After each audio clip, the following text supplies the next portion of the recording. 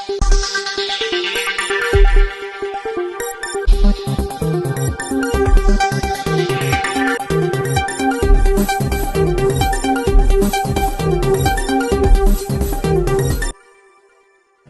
utama 26 Jun bersama saya Syafiqah Syairah binti Jaafar.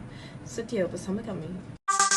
Jika pelaksanaan model Malaysia Baharu 3.0 dapat memungkinkan pertumbuhan ekonomi negara yang menyeluruh dan inklusif merangkumi pelbagai aspek.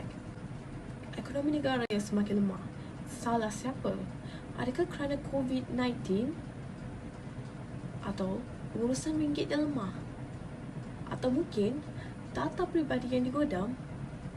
Bagaimana pula dengan kerajaan yang tidak stabil? Mungkin masalah rasuah. Mungkin ada yang menyalahkan kebanjiran warga asing. Jika disebutkan berkaitan ekonomi negara, pelbagai pendapat dan tuduhan segenap pihak diberikan. Jadi sebagai sebuah kerajaan, apakah tindakan yang dilakukan oleh mereka untuk menangani isu ini? Hari ini, kita melihat dari pelbagai perspektif bagaimana ekonomi negara ini dibangunkan dari tahun 1957 hingga 2020 serta pengaruh pasca merdeka terhadap ekonomi negara. Rancangan Melayu Pertama ataupun Rancangan Melayu Pertama 1956 sehingga 1960 adalah satu rancangan pembangunan ekonomi pertama yang dirangka Kerajaan Persekutuan Tanah Melayu ataupun Malaya. Rancangan Melayu Pertama dilaksanakan dengan pelbagai matlamat yang dirangka oleh kerajaan bagi menjayakan misi ini. Bersama saya rakan setugas Layan Lin. Terima kasih kepada Syafiqah di studio.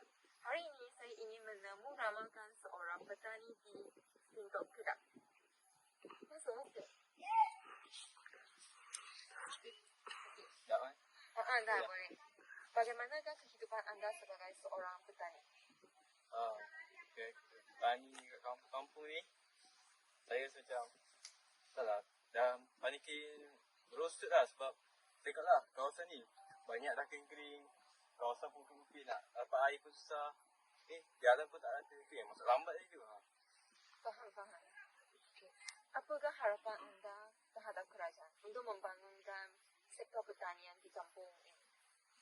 Harapan saya, haraplah kerajaan boleh tumpukan pasal yang kat luar bandar ni kan susah. Sebab kalau dah kat kawasan bandar tu dah banyaklah baju. Jadi kat kawasan luar ni susah sikit nak maju. Jadi harap kerajaan boleh ambil tindakan lah. Okey, baik. Terima kasih. Rancangan ini diikuti oleh Rancangan Melayu Kedua. Rancangan Melayu Kedua RMK mempunyai matlamat dan tujuan yang sama seperti Rancangan Melayu Pertama, iaitu bagi memajukan penduduk luar bandar untuk merapatkan jurang perbezaan antara kawasan luar dan dalam bandar. Antara matlamat RMK adalah meningkatkan taraf hidup penduduk luar bandar, menggalakkan kepelbagaian tanaman pertanian dan kegiatan perusahaan di luar bandar, menyediakan lebih banyak kemudahan sosial untuk kawasan luar bandar. Bersama kita lagi, Layan Lin di kawasan luar bandar di Sintok Kedah. Saya gini sekarang ni sebab dah beberapa tahun lepas tu kerajaan berusaha kan memajukan luar bandar kita ni. Lepas tu saya tengok banyaklah kemajuannya, semacam kerajaan dah buat jalan raya, jadi mudahlah orang petani nak petik di jalan rata, tak jatuh-jatuh. Lepas tu jadi kerajaan tubuhkan macam Felda dengan Selika. Ya, jadi saya pun macam peneroka, jadi macam banggalah jugalah dapat hasil yang menguntungkan. Lepas macam sekarang ni, buah saya ni dah tumbuh lebat ni. Saya bersyukur sangatlah dengan kerajaan. Terima kasih kerajaan. Encik tahu tak antara strategi kerajaan dalam Rancangan Melayu Kedua ini bagi memajukan Malaysia? Saya, apa yang saya tahu dengan kerajaan ni, dia nak, yang pertama saya ingat dia nak bangunkan ekonomi dengan dia buat sediakan peralatan kemudahan asas lah dengan dekat luar bandar ya. Lepas tu yang kedua ni, saya ingat dia buka kawasan pertanian baru dengan dia buka kawasan pertempatan. Jadi orang ni selesa lah dengan tempatan baru mereka. Lepas tu petani pun selesa jugalah mereka nak bekerja ni. Lepas tu yang saya ingat yang terakhir saya ingat dia orang nak pasarkan, macam saya petani, yang tolong kami pasarkan pertanian kami dengan orang nelayan lah. Nelayan pun dia pasarkan, dia tolong pasarkan untuk bantu kami yang kat luar ni. Jadi kami pun boleh dapatlah keuntungan juga dari situ.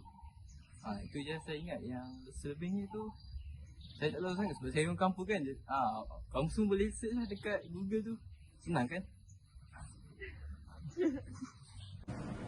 Okey, kita akan menyambung isu ini ke arah fasa pembangunan 1970 hingga 1989.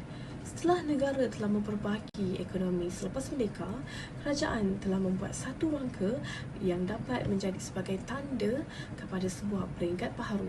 Dr. Mahathir Mohamad mengumumkan kepada masyarakat tentang mencipta sebuah kereta berjenama Malaysia. Banyak kritikan yang tercetus bukan sahaja di kalangan rakyat biasa tetapi juga golongan atasan yang mengkritik usaha yang ingin dilakukan oleh Tun Mahathir berkenaan. Impian Perdana Menteri terlalu besar sebab kita kurang tenaga mahir dalam bidang industri berat, masih dalam fasa membangun. Jadi kalau memfokuskan, boleh menjadikan ia sebagai punca kepada kejatuhan ekonomi.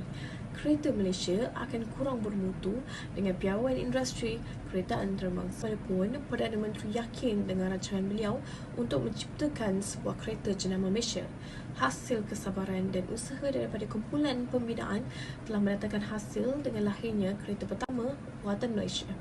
Bagi rancangan seterusnya, iaitu rancangan jangka panjang kedua, ianya menyusun semula struktur ekonomi negara yang membolehkan ekonomi pulih semula dan kemudian berjaya mencatatkan kadar pertumbuhan terbaik Malaysia. Bagi krisis kewangan Asia, seterusnya menggoyahkan ekonomi negara pada 1997 ialah krisis kewangan 1997 telah melanda di bahagian Asia. Selamat pagi Tuan. Bolehkah Tuan menceritakan tentang krisis kewangan Asia dan bagaimana Malaysia boleh terselamat daripada krisis kewangan ini? Apa yang saya boleh cakap adalah pertama sekali berlaku sebabkan keruntuhan wang baht secara berterusan yang pada tahun 1997 menyebabkan IMF dan IFC ni dapat memerhatikan keuangan di rantau Asia yang menghadapi masalah. Lepas itu, kerajaan Thai melepaskan exchange rate iaitu ringgit Malaysia ini dijadikan sasaran untuk diterang. Ya. Itu saya dapat sampaikan. Baik Tuan, terima kasih. Bagi wawasan 2020, berdasarkan satu kertas kerja yang bertajuk Malaysia The Way Forward yang dibentangkan oleh Tun Dr. Mahathir Mohamad pada 28 Februari 1991 di Majlis Pelancaran Malaysia Business Council, beliau telah memperkenalkan konsep wawasan 2020 yang dibangkitkan oleh beliau sendiri. Jadi bagi merangkumkan isu ini, memang tidak boleh dinafikan bahawa para pemimpin negara seperti Tunku Abdul Rahman, Tunku Abdul Razak dan Tun Dr. Mahathir Mohamad berusaha dengan gigih bagi mengembangkan ekonomi negara yang baru dicapai pada 1997. Dengan ini, bagi mengembangkan dan memulihkan semula ekonomi negara Malaysia, pelbagai dasar telah dilancarkan bagi mengimbangkan semula penstrukturan masyarakat. Antara dasar yang dibenarkan ialah rancangan Melayu pertama dan kedua, rancangan Malaysia pertama sehingga ke rancangan Malaysia kedua yang merupakan rancangan terkini di Malaysia. Pengenalan pelbagai dasar di bawah rancangan-rancangan ini menunjukkan status perkembangan ekonomi negara dan meletakkan satu matlamat kepada negara supaya matlamat-matlamat ini dapat dicapai.